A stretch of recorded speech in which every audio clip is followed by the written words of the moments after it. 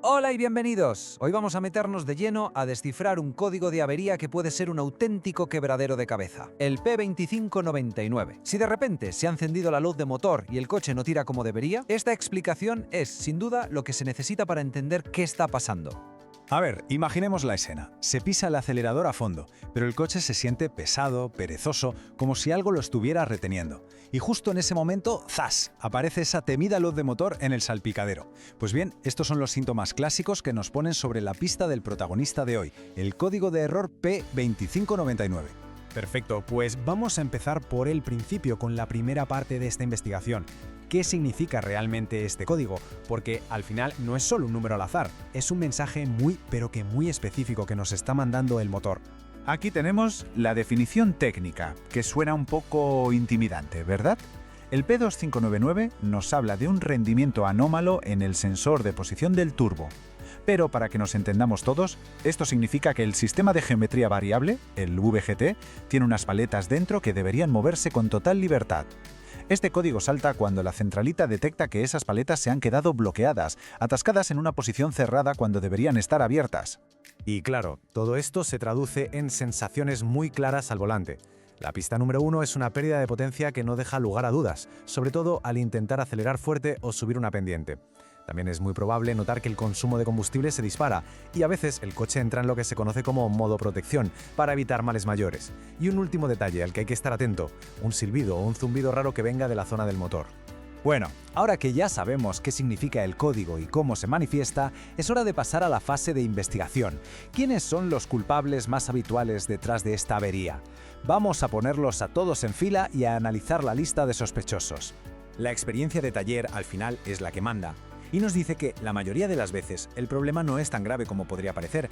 El sospechoso número 1, el que se lleva casi todas las papeletas, suele ser la acumulación de carbonilla, de hollín, que acaba bloqueando esas paletas. Le sigue muy de cerca un actuador del turbo que ha dejado de funcionar, algún problemilla con los tubos de vacío, o a veces algo tan simple como un conector eléctrico que está flojo o sucio.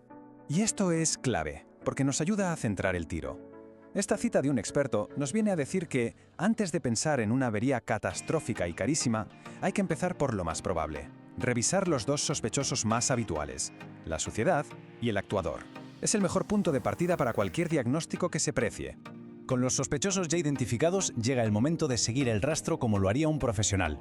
Y es que un buen diagnóstico es la clave para no gastar dinero de más cambiando piezas que en realidad están bien. Veamos el proceso paso a paso. Pero ojo, antes de lanzarse es fundamental no caer en las trampas más típicas. Mucha gente se va de cabeza a cambiar el turbo o el actuador. El enfoque profesional, sin embargo, es mucho más metódico. Primero, inspeccionar. Segundo, limpiar. Y tercero, descartar siempre los problemas más sencillos, como una pequeña fuga de vacío o una mala conexión eléctrica. Y aquí se ve ese proceso de forma muy clara. Se empieza por lo más básico, una inspección con los propios ojos. Revisar que todas las mangueras y conectores estén en su sitio. Luego, ver si el actuador se mueve. Importantísimo también revisar lo más simple, fusibles y relés, que a veces nos vuelven locos. Si todo eso está correcto, entonces ya se puede pasar a limpiar el mecanismo. Y como último recurso, conectar una máquina de diagnosis para obtener datos mucho más precisos.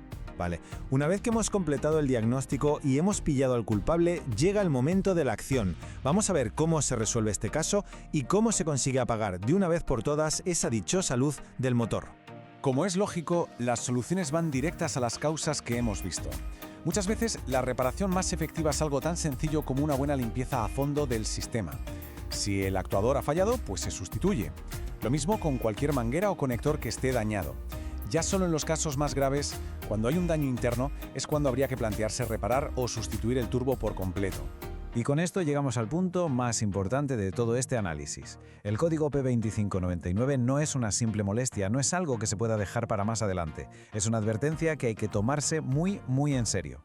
Así de claro y así de directo. Dejar pasar este aviso puede transformar un problema que a priori es relativamente sencillo en una avería que cueste miles de euros. El punto crucial aquí es actuar a tiempo. ¿Y por qué es tan grave? Bueno, para empezar, un turbo que no regula bien la presión puede provocar un sobrecalentamiento del motor. Segundo, y esto es casi más importante, una pérdida de potencia repentina, por ejemplo, en mitad de un adelantamiento, es un riesgo de seguridad de primer nivel. Dejarlo pasar solo va a agravar el problema y puede acabar por dañar no solo el turbo, sino otras partes vitales del motor. Y terminamos con esta reflexión. El código P2599 es una señal de alarma clarísima. Algo en el turbo está atascado y no funciona bien. Atenderlo a tiempo no es solo cuidar la mecánica, es proteger la seguridad y, por supuesto, el bolsillo. La pregunta que se plantea aquí, por tanto, casi que se responde sola, ¿verdad? Muchas gracias por acompañarnos en este análisis.